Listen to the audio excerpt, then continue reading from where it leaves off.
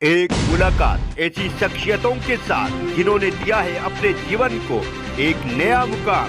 रूबरू कराएंगे ऐसी कुछ हस्तियों के साथ एक खास शख्सियत के साथ मुलाकात जयदेव पटेल के साथ नंबर 1 इंडिया न्यूज पर।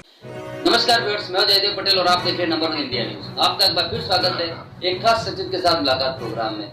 आज हम बात करेंगे यूनिफॉर्म सिविल कोड यानी समान नागरिक संहिता कानून देश के लिए कितना जरूरी है और इस पर जो तमाम विपक्षी पार्टी जो अलग अलग तरीके से उसका विरोध कर रहे हैं ये कहां तक सही है। और इसी के साथ महाराष्ट्र में जो सियासी उठापटक चल रहा है, क्या इसका असर बिहार में भी देखने को मिलेगा? इन्हीं तमाम मुद्दों पर बात करने के लिए हमारे साथ खास मेहमान है भारत सरकार में वाणिज्य और उद्योग मंत्रालय के राज्य मंत्री सोम प्रकाश जी का बहुत स्वागत है आज हमारे प्रोग्राम में।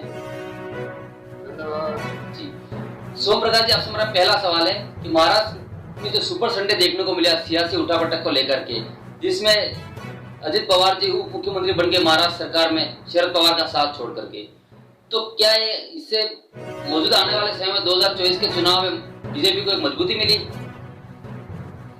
देखिए, अजित पवार जी अपनी मर्जी से पार्टी छोड़कर आए हैं और वो आना चाहते हैं तो उनको कौन रोक सकता है। जो हमारी पार्टी के देश पार्टी के प्रिंसिपल पे चलने को तैयार है, पार्टी की नीतियों को मानने के लिए तैयार है, उस सभी का स्वागत है। तो क्या इससे सर 2024 चुनाव में पार्टी मजबूत होगी लोकसभा चुनाव से पहले? डेफिनेटली जो लोग आते हैं उनसे पार्टी मजबूती से बढ़ती है। सोम प्रकाश जी, एक आरोप ये भी लगाया जा रहा है, कुछ खबरें सामने आ रही है जिसमें ये कहा जा रहा है कि शरद पवार जी ने अपनी मर्जी से अजित पवार जी को बीजेपी में शामिल करवाया ताकि पहले जो अलग अलग पार्टी के विधायक जो बीजेपी में सरकार में शामिल है इस समय, उनको वापस अपने घर वापसी करवाया जाए। इसमें कितनी सच्चाई आप देखते हैं? शरद पवार जी इल्जाम तो कुछ भी आ सकता है और पार्टी हमारी मजबूती से उनको सरकार चला रही है, बढ़िया सरकार चल रही है और नए लोग आए और मजबूत होगी, उनको अपना घर संभालना चाहिए और जाम लगाने से बगैर। सोम प्रकाश जी, मौजूदा राजनीति को देखते हुए अक्सर ये देखा जाता था कि बीजेपी हमेशा से एनसीपी और कांग्रेस के अगेंस्ट कहीं की बयानबाजी करती थी और उनके ऊपर ईडी की कार्रवाई भी हुई है जो लोग अभी बीजेपी में शामिल हुए। तो क्या ये ईडी की कार्रवाई से बचने के लिए बीजेपी में शामिल हुए, ऐसा आप मानते हैं जो विपक्षी पार्टी आरोप लगा रही है?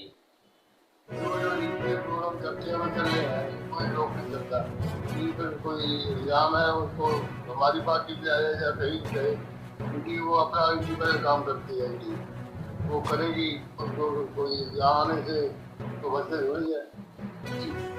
तो सोम प्रकाश, आपका ये कहना है कि बीजेपी में शामिल होने से ऐसा नहीं होगा कि ईडी की कार्रवाई बंद हो जाएगी, क्योंकि एक आरोप बार बार ये लगता आ रहा है कि बीजेपी वॉशिंग मशीन है, जो भी वहां जाता है वो क्लीन चिट होकर बाहर निकलता है।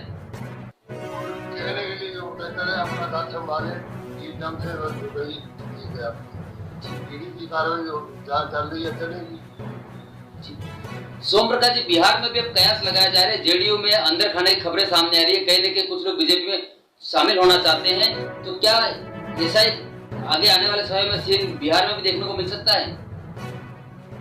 देखिए, जो कुछ हुआ नहीं को कैसे डिस्कस कर सकते, जब होगा आपको पता चलेगा, डिस्कस कर लेंगे। वो है तो वो कौन खड़ी कर सकते।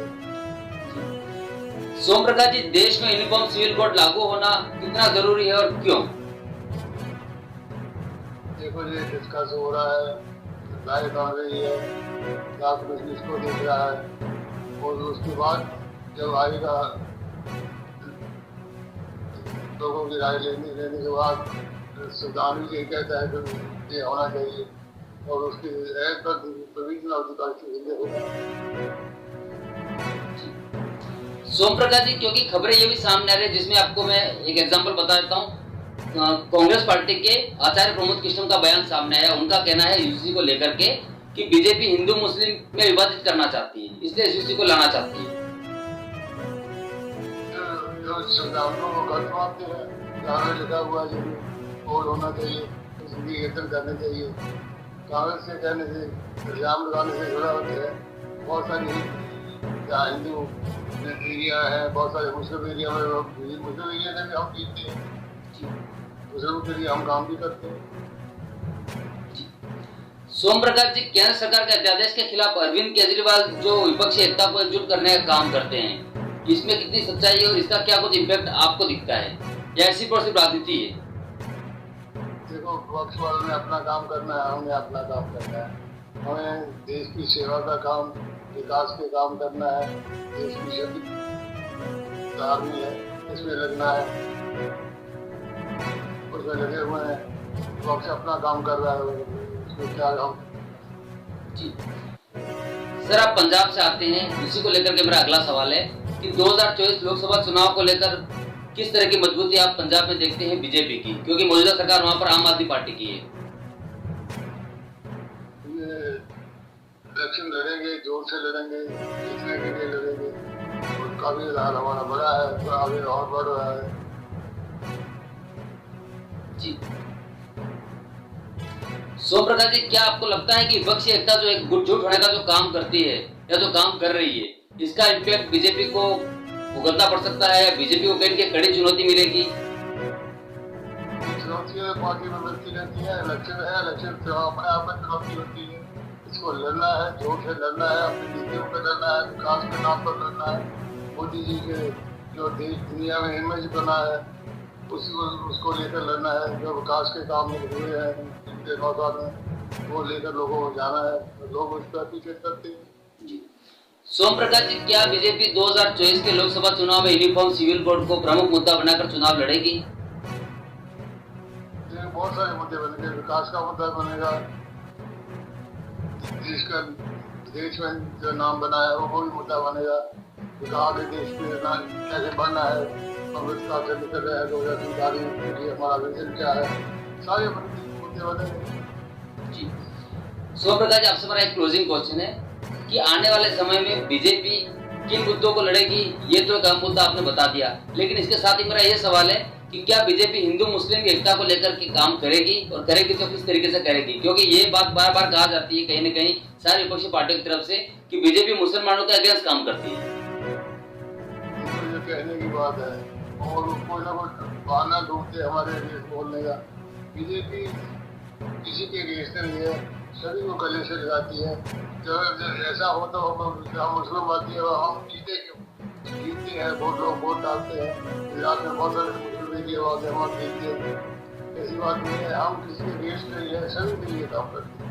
जो भी अच्छी स्कीम है मोदी जी की चल रही है, घर घर की स्कीम, प्रधानमंत्री का निवास स्कीम है, घर घर पानी की स्कीम है, शगन स्कीम है, या टॉयलेट की स्कीम है, या जो गैस के कनेक्शन दिए गए हैं।